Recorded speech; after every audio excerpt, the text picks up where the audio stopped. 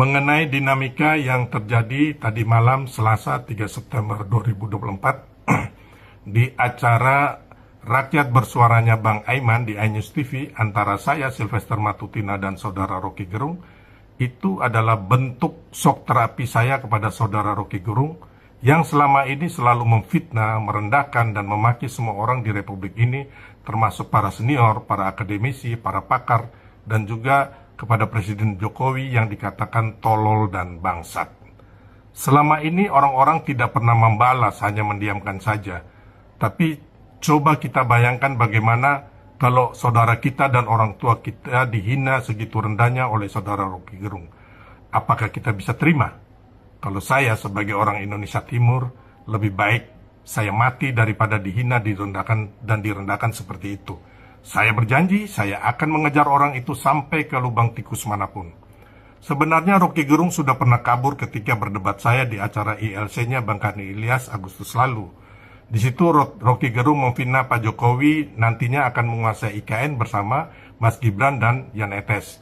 Juga dalam kesempatan itu saudara Rocky Gerung menuduh Pak Jokowi iri hati dengan Bu Mega dan Pak SBY yang setelah purna tugas sebagai presiden mempunyai partai politik. Dan saya balik bertanya kepada saudara Rocky Gerung, Anda ini paranormal atau Tuhan yang bisa mengetahui hati orang dan peristiwa yang akan terjadi di masa mendatang? Karena tidak bisa menjawab pertanyaan balik saya, Rocky Gerung kabur meninggalkan acara debat sambil mengatakan saya onderdil. Dan tadi malam di awal acara, saudara Rocky Gerung sudah menunjukkan sikap yang tidak bersahabat dan kekanakan. Rocky duluan yang mengatakan saya penjilat dan bodoh, padahal saya tidak pernah menyerang saudara Rocky dan tetap berlaku sopan. Jadi wajar saya balik menghardik dan memaki dia, karena dia yang dulu menghina dan merendahkan saya. Saya bukan penjilat Pak Jokowi. Selama 10 tahun saya berhubungan dengan Pak Jokowi, saya tidak pernah minta jabatan atau meminta proyek. Dan saya saat ini saya bangga dengan profesi saya sebagai seorang pebisnis, seorang lawyer, dan juga ketua umum dari organisasi yang melakukan kepedulian dan kerja nyata untuk rakyat, melakukan advokasi di seluruh Indonesia, mendampingi dan membantu petani, nelayan, pedagang kecil, dan orang-orang yang tersolimi dan tidak beruntung. Tapi syukurlah setelah selesai acara kita sudah saling berdamai dan memaafkan.